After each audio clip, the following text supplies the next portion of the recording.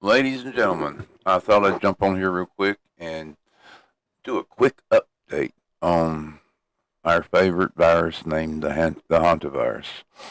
Today, Trump was asked if he would um, do lockdowns. He said no. And I mean, I don't blame him. A lot of people don't even like to talk about that name. But there might come a case when they have to, or there might come a case when they have to really think about what they are doing. Um, there are 41 people in three main groups that are being monitored as of right now. Some of them have the virus, some of them are spreading the virus. According to the WHO and the CDC Hantavirus response team said in a briefing 18 passengers who were recently repatriated to health facilities in Nebraska and Georgia. 7 passengers who left the ship returning home from the outbreak was identified. They weren't able to identify other ones. People who may have been exposed during travel and flights where a symptomatic case was present, 16 people. And then there's another group of 18 British dual nationalists that disembarked from that ship in Spain.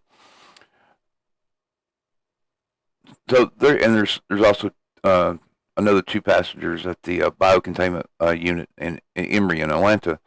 They have been seeing spreads outside of the cruise ship. The passenger list. There's individuals that are now coming forward that are claiming to have the hantavirus that has had no contact. I'm saying again, no contact with any of these cruise ship passengers. And some of these were, as far as I know now, I mean, I could be wrong, but as far as I know, they were considered infected. There is a growing concern within the WHO and the CDC and the scientific community that this thing could be, and maybe it is, mutating. So, I wanted to jump on here and do a quick update. I'm trying to do one every day about this thing because people do need to know in case you do miss something. But it is out there. It is spreading, and there's things that indicate that it is spreading. Let's put it that way. Okay. And like I said, Trump was asked today and yesterday if there would be lockdowns, and he said absolutely not. So, if that makes anybody rest a little easier, good. Me personally, I just think you should keep your head on the swivel, and I think you should stay safe and do whatever it is you need to do, and watch what you need to do.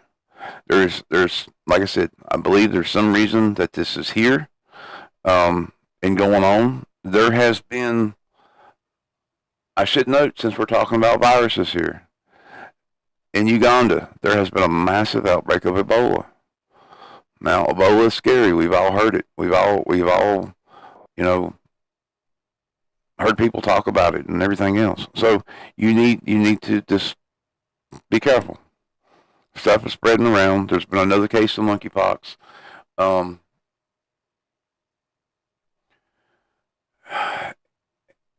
and Canada had their first commercial case of the bird flu, and a whole bunch of cases of Legionnaires and measles. It just seems like this is going to be the year of crazy viruses. If anybody had that on their bingo card, great, you won. I